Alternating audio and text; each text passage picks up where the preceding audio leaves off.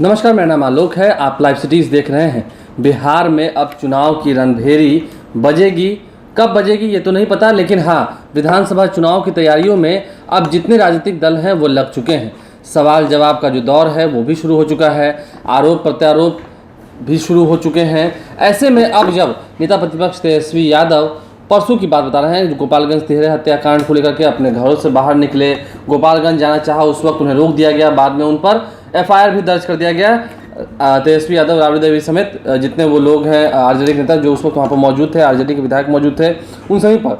वहीं अगर हम बात करें, एक निजी चैनल से बातचीत करते हुए भाजपा के राष्ट्रीय अध्यक्ष जेपी नड्डा ने भी ये साफ कर दिया कि नीतीश कुमार के नेतृत्व में ही लड़ाई होने जा रही है 2020 में और नीतीश कुमार ही होंगे एनडीए के नेता। ये साफ कर दिया है जेपी नड्डा ने। अब देखने वाली बात यह है कि आने वाले समय में जब डिजिटल तकनीक का इस्तेमाल करके लड़ाई लड़ी जाएगी, लड़ाई की बात हम कर रहे हैं इस संदर्भ में कि 2020 के विधानसभा चुनाव की रणनीति तय की जाएगी, कैसे विरोधियों को चित करना है, इस बात को तय किया जाएगा।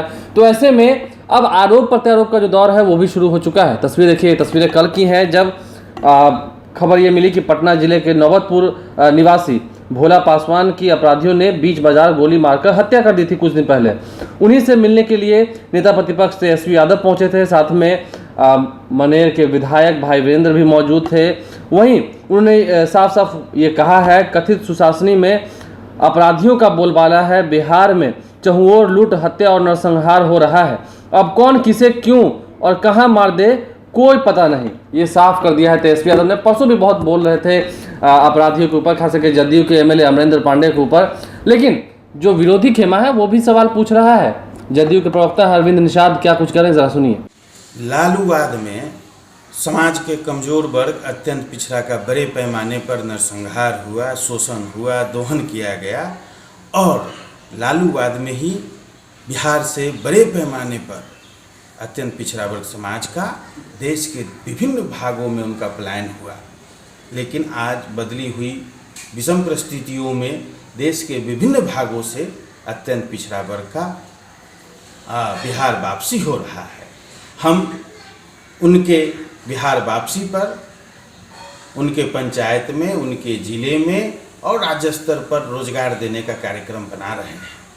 हमने इस समाज के लोगों को 15 वर्षों में बड़े पैमाने पर सामाजिक राजनीतिक रूप से इनको हमने स्थान देने का काम किया है।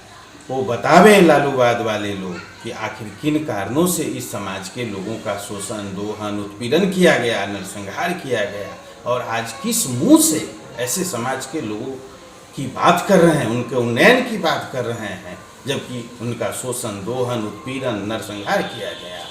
मैं उनसे प्रश्न पूछना चाहता हूँ, तेजस्वी जी बता रही। तो आपने सुना, एक तरफ जहां नेता प्रतिपक्ष तेजस्वी यादव ये कह रहे हैं कि चारों ओर अपराधियों का बोलबाला है, विपक्ष बार बार ये कह रहा है, आरजेडी के जितने विधायक हैं वो कह रहे हैं, वहीं जो जेडीयू है वो भी सवाल पूछ रहे हैं कि क्या जंगल राज, जो लालू प्रसाद यादव का राज था, उसे जो जंगल राज कहते हैं सत्ताधार के जो लोग हैं वो सभी, उसमें कैसा माहौल था, क्या उस वक्त नरसंहार नहीं हुए थे, उस वक्त नरसंहार का दोषी कौन था, ये बताएं। और आज जब आप कोरोना बंदी के बाद अपने घरों से निकले हैं तो लोगों के बीच जा रहे हैं।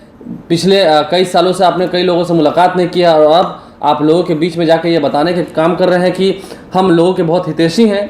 ऐसे में सत्ता पक्ष और विपक्ष की जो लड़ाई है अब बिहार में आपको रोज़ देखने को मिलेगी और रोज़ लाइव सिटीज़ आप तक पहुंचाता रहेगा। हर खबर हम आप तक तेज़ी से पहुंचा रहे हैं, हर अपडेट आपको दे रहे हैं। कोरोना संक्रमित मरीजों का जो आंकड़ा है वो भी 3500 के पार हो चुका है बिहार में। खैर, अब इस पर लोगों का ध्यान नहीं है, ध्यान अब लोगों का राजनीति पर आ गया है। बातें जो हैं वो कोरोना से उठ करके अब चाय की दुकानों पर लालू प्रसाद, नीतीश कुमार, मोदी क्या कर रहे हैं इस पर आने लगी हैं। तैयार रहिए, लाइव सिटीज़ भी आप तक हर खबर लेके आ रहा है। हमारे चैनल को सब्सक्राइब कर लें, साथ साथ फेसबुक पेज भी लाइक करें। इसके अलावा ट्विटर हैंडल पर लाइव सिटीज़ को जरूर फॉलो करें। धन्यवाद।